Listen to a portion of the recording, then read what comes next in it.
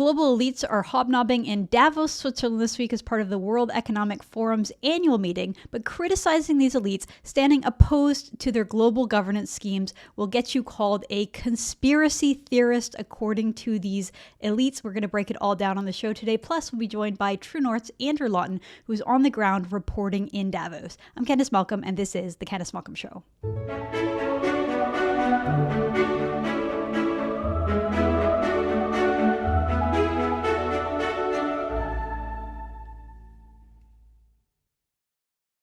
Everyone, thank you so much for tuning into the program. It's great to have you here. I hope everyone had a wonderful Victoria Day long weekend. Hope you got to spend lots and lots of time with your family, with your friends. I got to spend some time with my family. I love to unplug over these long weekends. I basically just turn my phone and computer off and soak in as much time with my two little kids. I have a 1-year-old and a 3-year-old, and it's just so much fun. Having little kids around is the funnest thing. My daughter, Georgia, who is 18 months, is starting to talk. Her and her brother, they like to wrestle and play, and it's just really, really fun to be a part of that and to get to really immerse yourself with the kids. And I like getting rid of all the technology, getting rid of all the devices to spend time with the family and the kids. It's really what it's all about. I want to talk today about the World Economic Forum, about what's going on in Davos, because we're living through this really interesting moment in time where we have this sort of expert class that tells us everything that is good for us, that we're ruled by these technocrats who truly believe that they know better how to live our lives than we do. And they sit there and they issue heavy-handed edicts. They push heavy-handed rules. We've lived through some of the most heavy-handed authoritarian-like rules in my lifetime, where the government had exerted so much control over what we can do. I'm talking about the COVID pandemic, the restrictions that we all lived through. We haven't seen anything like that in the West before, maybe since wartime, since the Second World War, when there were Emergency Measures Acts issued. And so what we're seeing, what we're experiencing is a backlash towards that. People don't like that. People don't like these technocratic experts telling us what to do, because lo and behold, the experts are often incorrect. What a surprise, I know, this idea that experts can't actually run our lives better. And so I see a growing pushback against this, and it's not really a left-right thing anymore. It's more like more and more people just don't want these arrogant, progressive, mostly left-leaning elites telling us, designing our lives, telling us what's good for us, telling us that we're going to have to suffer, we're going to have to sacrifice for some greater good that we don't see, especially when the underlying assumptions that these elites are making are often wrong. And so we're seeing lots and lots of pushback against this. I think the trucker convoy, that was what it was all about. But there's so many other instances in society. You could look at Brexit, you could look at Trump. People don't like to be told what to do by a group of out-of-touch elites. And nothing sort of exemplifies this attitude and this distinction between the elites and everyone else better than what goes on every year in Davos, Switzerland, a luxury ski resort in the Swiss Alps, where the global elite gather and they have these conversations out loud. They say the quiet part out loud. They talk about how they want to reset the economy, how they want to redesign the way that we live our lives. They want capitalism to be infused with their woke ideology. They want us to sacrifice in terms of getting rid of fossil fuels. They want to eliminate the kinds of jobs that they don't want. They really talk out loud about this utopian vision that they have for the world, where the experts are in charge and everyone else just does exactly what they say. And so, lo and behold, no surprise, people don't like that. People don't like being told what to do by a group of out-of-touch experts and snobs, and that is exactly what the World Economic Forum is all about. So it's easy to understand why there is a lot of interest in what goes on at Davos. There's a lot of anger about what goes on at Davos, and it's not just coming from the conventional political right. I know that a lot of the ink spilled in the Canadian legacy media is talking about how there's these conspiracies on the right.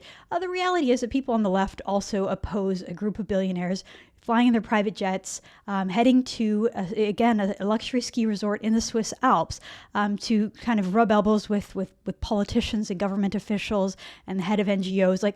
This whole gathering upsets a lot of people, not just on the political right, but on the political left as well. Our own Andrew Lawton, who's on the ground there, has been reporting how most of the protesters that go in and try to destabilize it, they're climate environmentalists or they're vegan activists. They're people who you would traditionally think of on the political right. Obviously, there's a lot of frustration and skepticism from the political right as well. And yet what we see from the media, almost in lockstep, is a kind of weird defense of these global elites. You have media across the board in Canada basically saying it's not okay to criticize these global elites, and if you do, you will be called a conspiracy theorist. This is a perfect example, I think, of why Ezra Levant over at The Rebel, he coined the term the media party to describe the media, the journalists in Canada, because they all take the same position. It's like a party where they all kind of agree on the party lines and then they repeat the same talking points about it. It doesn't matter what publication they write for. It doesn't matter whether they're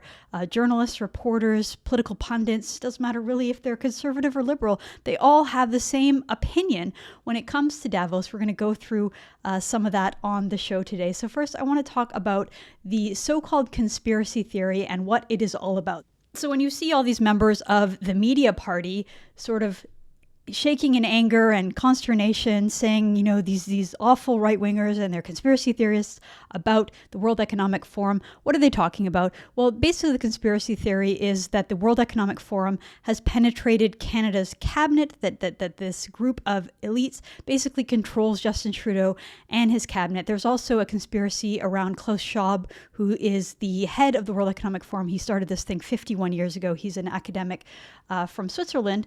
And the idea is that basically this guy has total control. He controls governments. He planned the pandemic. That the whole idea behind the pandemic was a great reset in order to just collapse the global economy and restart to build it in some other way. Obviously, that's not true. This guy isn't all that powerful. But, the reason why people believe this and the reason why people think this is because that's literally what he says. That's literally what he says. So here is Klaus Schwab, head of the World Economic Forum, explaining how he has penetrated governments with its Young Global Leaders program, including Justin Trudeau. Let's see that clip. And I have to say, when I mention now names like Mrs. Merkel, even Vladimir Putin and so on, they all have been young global leaders of the World Economic Forum. Mm-hmm. But what we are very proud of now, the young generation, like Prime Minister Trudeau, President of Argentina and so on, that we penetrate the cabinets. So yesterday I was at a reception for Prime Minister Trudeau, and I know that half of this cabinet, or even more, half of this cabinet are actually young global leaders of the World Economic Forum. So, I wonder why some people online think that this guy has penetrated Trudeau's cabinet. Well, maybe because he says that he has. Likewise, the whole idea of the Great Reset is supposedly a conspiracy theory, and yet Klaus Schwab's own book is called COVID-19, The Great Reset. So, it's not like these conspiracies are coming from thin air. There's actual reasons behind why they're there. Now, you don't have to believe the meat of the conspiracy to be skeptical of the underlying assumptions around it. Namely, that yes, a group of very influential, high-profile, powerful people gather every year. They go skiing in this beautiful ski resort. Usually the event takes place in January, but this year they were all so paranoid and so worried about COVID, they pushed it back to May. So they didn't get to go on their usual ski trip in the Swiss Alps. I guess that'll have to wait till next year. But they did get to gather in this beautiful Swiss town. And so you have this really bizarre situation where you have a bunch of Canadian journalists basically defending global elites against accusations from Canadians that these people are doing something nefarious or that they're somehow wrong, which again kind of doubles down on the reason why so many Canadians are skeptical of elites and of institutions. It's like, here we have a group of Canadians, a large and growing group of Canadians who have lost trust in their government. They've lost faith in the media. They've lost faith in many of the governing institutions of our country. And part of their anger and frustration is towards this sort of global elite class of people who make decisions for them. And when you have an instance of people expressing their frustration at these global elites, you have the media, one of the institutions that is failing, that Canadians have lost trust in. Their knee-jerk reaction is to defend the global elite against accusations from the people. Once again, I made this point several times on social media and on the show, that journalists used to hold the powerful accountable in service of the public. So they would hold government accountable, they would hold powerful people, hold billionaires, hold corporations accountable in service of the public. Now, what we see more and more, and this is another example of it, we see journalists holding the public accountable in service of the elites, in service of the government. And so here we have Clark Campbell over in the Globe and Mail saying that the World Economic Forum conspiracy theory is in the Conservative leadership race and it's in Canada's main streets. He does pick up on this trend. He writes that as a development in Canadian politics, it could be a lot more important than a leadership race. A sizable group of Canadians have lost trust in, well, almost anyone. Okay, it's not just in the Globe and Mail that they are accusing Canadians of being conspiracy theorists. Our friends over at the Toronto Sun have likewise jumped in. Here's Brian Lilly writing an op-ed last night. Poilievre shills conspiracy theories to sell memberships. His whole point here is that, well, members of the Harper government attended the World Economic Forum a decade ago, and therefore, how could Pierre Poilievre criticize it? What we see here is basically a bunch of strawman arguments saying that Canadians who criticize the World Economic Forum are lying or they're wrong or they're mistaken, failing to actually try to understand what the criticisms are that are deeper. So Brian Lilly writes this. Schwab's call to have a great reset in the economy as part of the recovery from COVID-19 has been the focus of those who see the World Economic Forum as an organization with too much power. There are regular claims the World Economic Forum controls governments, including Justin Trudeau's cabinet, and fixes elections. Then Brian Lilly writes, none of this is true, but it's shared widely online, and it's the people who buy into these conspiracy theories that Poilievre is trying to attract in his bid to win the leadership of the Conservative Party. I wonder why people believe that the World Economic Forum controls governments. Perhaps because all of these government leaders go and gather in Davos every year. When it comes to Justin Trudeau's cabinet, his own finance minister sits on the board of the World Economic Forum. Forget about everything else. How is that not a conflict of interest? How is it not a conflict of interest for a cabinet minister, the Minister of Finance, to also sit on the board of this global governance organization? Our friend Rupa Subramanya over in the National Post raised these questions, and I think it's perfectly legitimate and perfectly reasonable that we question and doubt this. So Subramanya's piece here says Chrystia Freeland's side gig with the World Economic Forum is endangering Canadian democracy. Freeland notes an invitation to Davos marks an aspiring plutocrat's arrival on the international scene. That was a quote from Chrystia Freeland back when she used to be critical of the World Economic Forum. The global elite don't especially enjoy the glare of publicity on their privileged lifestyles, so much so that Freeland wrote in a 2015 opinion piece in The Guardian that after my book Plutocrats was published in 2012, I was even disinvited to a Davos dinner party. If the doors of Davos were closing for Freeland, they swung back open with her entry into politics in 2013. And so now we know that Freeland is sitting on the board. She's currently the only government minister to be sitting on a board. So again, makes you wonder, why is that a conflict of interest? Why is Chrystia Freeland allowed to sit on a board that is espousing incredibly left-wing views, right? This is the heart of the matter, that the experts and the elites at Davos express views that are not widely shared by Canadians. They're pretty extreme. They're pretty out there.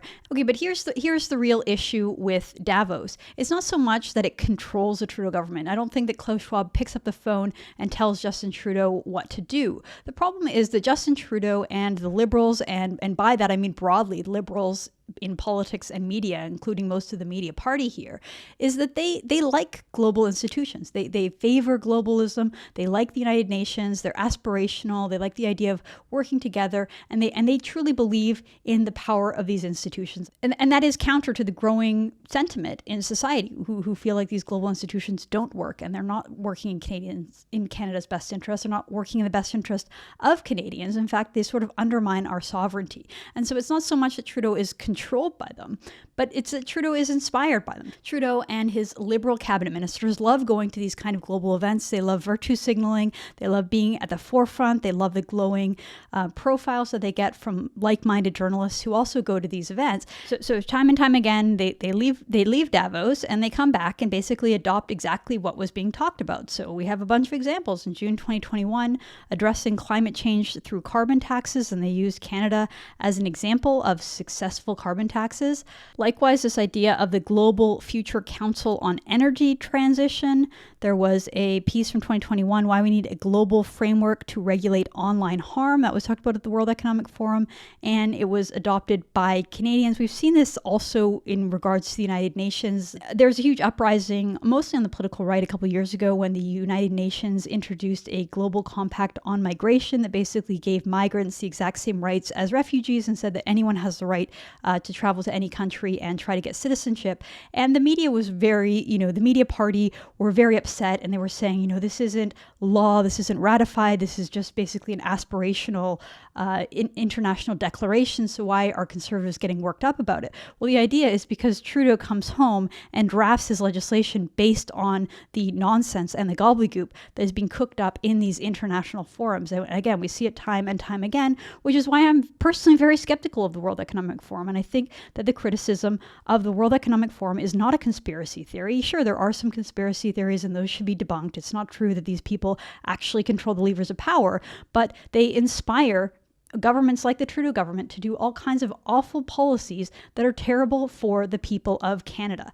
And so that's why I'm happy to see Pierre Poilievre come out pretty forcefully over the weekend and say that he will ban cabinet ministers and top officials from being involved in the World Economic Forum. And sure, this is symbolic. It's not going to completely stop the problem of global elites trying to ram their expert opinions down our throats, but it's a good first step, and it's a good measure of where Pierre stands in the issue of sort of global institutions and global governance on one side, and state sovereignty and the supremacy of the nation state on the other side. And it's good to see Pierre come out on the side of Canada. And so this is a video that Pierre released over the weekend where he basically lays it all out and he lets it be known where he stands on the World Economic Forum. And let me just tell you, this created quite the stir online. We'll go through some reaction. And so here is that clip of Pierre letting us know where he stands on the World Economic Forum. And that is why I've made it clear that my ministers in my government will be banned from participating in the World Economic Forum when I'm in government.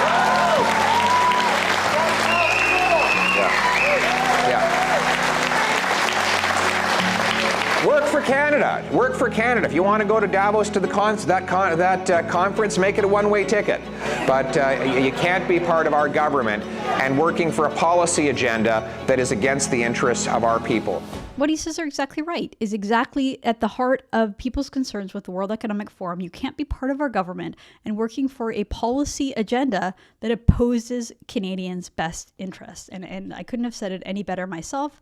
Good for Pierre, again, for putting that out. Pretty remarkable, the reaction to that tweet. Every fancy person in politics and the media came out in lockstep to denounce Pierre Poilievre and to basically just try to dunk on him, try to say that he's lying or that he's promoting conspiracy theories, or saying, well, wait a minute, Stephen Harper attended the World Economic Forum 10 years ago, right? It's like, well, guess what? This whole realignment about the global elites and experts telling us what to do, that wasn't as much of a concern back 10 years ago when Stephen Harper was Prime Minister. And also, we knew where Harper stood. It was very clear that Stephen Harper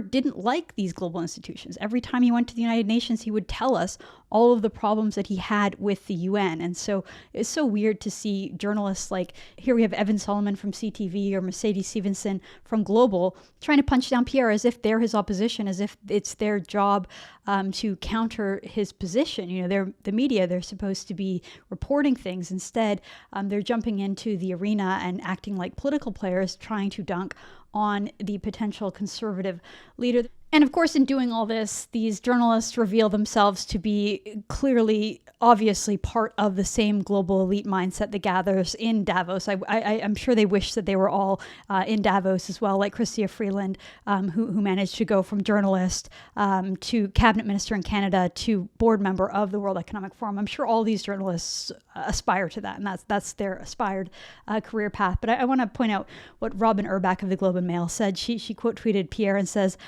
"I will make Canada the freest country on earth by banning certain people from participating in something the internet told me was bad." It's kind of funny that a journalist would try to measure freedom. Like, usually when you measure freedom, you think of the freedom of the everyday person, the ability for them to have a good life, to be able to afford a house, a car, the cost of living, free to pick their own career, free to live their life in the way they want.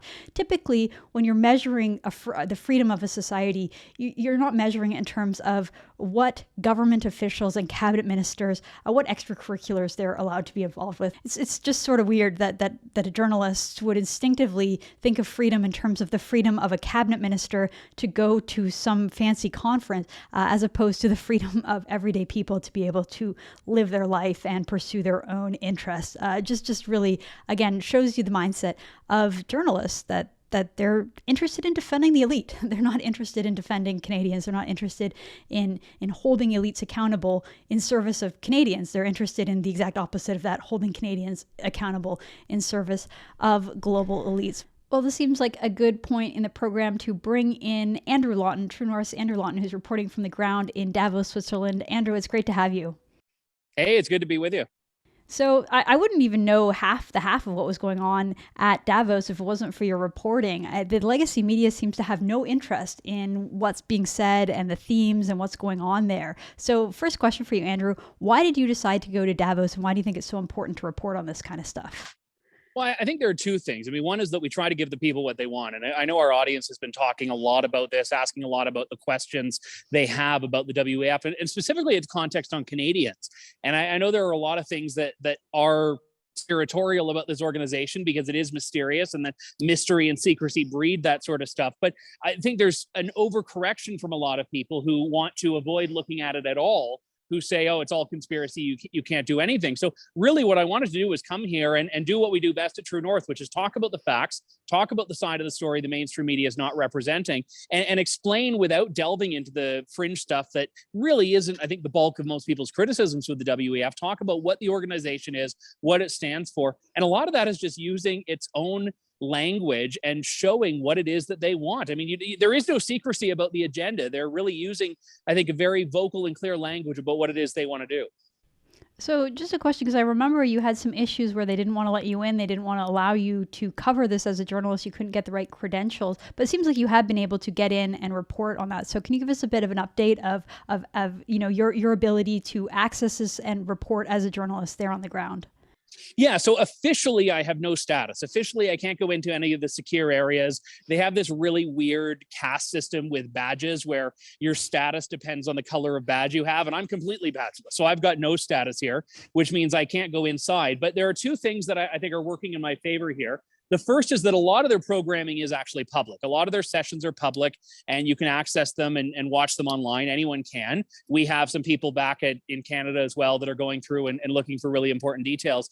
But the other part is that this is really an elite village. I mean, one of the pro-climate justice protesters I spoke to a couple of days ago characterized it pretty well as a corporate Disneyland. And they're not used to anyone in this safe space that isn't invited. So a lot of these really important people are just walking around, going into the shops, going into the restaurants. And I've been able to speak to UN officials. A few moments ago, I spoke to former Bank of Canada Governor Mark Carney. He didn't want to answer any questions, but he was there. So it's really a combination of the two, what they're saying publicly, and then privately, when you see them walking around, just to ask them about what it is they want to do and if they're okay with the consequences of that. Andrew, you wrote a piece called The Strange Phoniness of Davos. Well, one of my impressions of the whole World Economic Forum is that the things that they think are the priorities are so distant from the everyday concerns of Canadians. I know you were at the trucker convoy. You report on a lot of the kind of cost of living issues that Canadians face. Can you sort of contrast or talk about whether you think that the main areas of focus at a conference like this are aligned with and similar to the day-to-day concerns of Canadians? No, it's the opposite. And And that's been one of the most stark things to see. And I've been trying to figure out how to write about it. So let me workshop some material with you and your audience here, is that there's just this profound disconnect between the people that deal with the consequences of the policies discussed here and those discussing the policies. And one significant example of this, there was a panel yesterday featuring a Norwegian banker whose name I can't recall right now. And she was talking about how all of these changes to green energy in the small and medium sized business industry are going to cause pain. Those are her words. And she said, we have to accept that it causes pain and we have to talk about that. But she said, it's all worth it. And we have to just tell people that it's worth it. Well, if you're a small business owner that can't afford the gas bill or the electricity bill for your business, or you're a trucker who can't afford to put fuel in your truck right now, you're not really going to be all that heartwarmed by some Norwegian banker in the Swiss mountains saying that, yeah, but it's short-term pain, but it's better in the long run. It's not better for the people. It may be better for the country. It may be better for the climate. And both of those, I think, are big ifs, but it's not better for the people. And they don't seem to care. And it's amazing how little they seem to care about the fact that they don't care. So one of the things, as you probably saw, Pierre Poilievre came out with a video saying, if I'm the prime minister, I'm not going to allow any government officials and any cabinet ministers to go to this thing. And the reaction has been wild. Like everyone in lockstep has come out to condemn this comment. I'm wondering if you like, what is your feeling? Do you think that Pierre is sort of giving oxygen to conspiracy theorists, or do you think that is a legitimate and wise policy choice? One of the things that I find interesting, I've read a little bit of the criticism of Pierre Poilievre saying that. And what I find fascinating is that the people that try to dismiss conspiracy theories say they don't do anything, it's nothing, it's just a bunch of people that get together and talk, they're not actually doing anything. So if that's the case, why do we want to be involved either? I mean, there's an excuse to not want to be involved because you think they're doing a bunch of terrible things. But if you think they're doing nothing, and it is just this global corporate Disneyland get together, then I think there's a similar question of why do we want to embolden that? I think for Canada to come here, all of the climate and energy discussions they're having have basically been policies that would amount to signing a death warrant on the oil and gas sector, which in Canada is of the utmost importance. So I think any Canadian government should be looking long and hard at their economic needs in Canada, what we need as a country, and what they're talking about here, and saying there's just not a compatibility here. Well, Andrew, it looks like you're getting rained on, so I really appreciate you sticking it out there for this interview. I'll just ask you one final question. I agree with you that the criticism of Pierre, it feels like straw man. It's like rather than actually getting to the root of, hey, this is why people don't like Davos, this is why people don't like the World Economic Forum and what they're talking about. They just say, oh, these stupid conspiracy theorists, and how dare Pierre give them oxygen or even acknowledge them. But it's a fact that the Trudeau government gets inspired by these kind of radical leftist ideas that get shopped around at these kind of conferences. We've seen that with climate policies, with punishing oil and gas, recently with online harms or censorship. I'm wondering if you being on the ground there, what is the main theme of the conference this year? What are people talking about, and what should Canadians be concerned about on the horizon? What's the next thing that Trudeau is going to get inspired by? Well, the official theme has been rebuilding trust, which I think is an evergreen theme. But if you look at the panels that they're having, it's all about climate, the environment. A lot of people are walking around with these UN Sustainable Development Goal pins, but they're not UN employees. They're executives at Microsoft and Google that are all just walking around with these UN pins. So I think that the climate change stuff is the biggest stuff for Canadians, but certainly free speech as well. I mean, there was a clip I posted yesterday that went viral of Australia's e-safety commissioner talking about how we need to recalibrate things like freedom of speech. So we know that this is stuff that's very much on the radar for Justin Trudeau. I don't believe that Klaus Schwab is running the show in Canada, but I believe that the World Economic Forum is putting out a series of policies that people like Justin Trudeau really want to lap up. And I think that's why, to go back to your original question of why are we here, Canadians need to be paying attention to this. Well, absolutely. And again, Andrew, if it wasn't for the reporting that you're doing, we just wouldn't even be aware of any of this. We wouldn't have the details. And so we really, really appreciate you going and doing what most legacy media journalists in Canada just refuse to do, which is simply go, observe, gather information. And you're doing great journalism out there. We appreciate it. And sorry we're getting you, making you stand out in the rain, but it's all worth it for the story. Excellent. Well, thank you so much, Andrew, for reporting on the ground. That is Andrew Lawton on the ground in Davos, Switzerland, doing excellent journalism, doing the kind of work that the legacy media refuses to do. If you want to help True North out, if you want to help us allow our journalists to go to these kind of events, it costs a lot of money to send a reporter over there. We don't have the deep pockets. We don't have subsidies and grants and funding from the Trudeau government like most other legacy media outlets. So if you want to help support the work we do, head on over to tnc.news/donate. And you can help fund that trip to Switzerland for Andrew Lawton doing great reporting on the ground. It's so important to shine a light on what is going on there, not to give oxygen again to the conspiracy theorists, but just to show the problem with the mindset of the people and the radical left-wing policies that are being cooked up in these back rooms and at this on the stage at Davos, Switzerland. Well, thank you so much for tuning in. I'm Candice Malcolm, and this is The Candice Malcolm Show.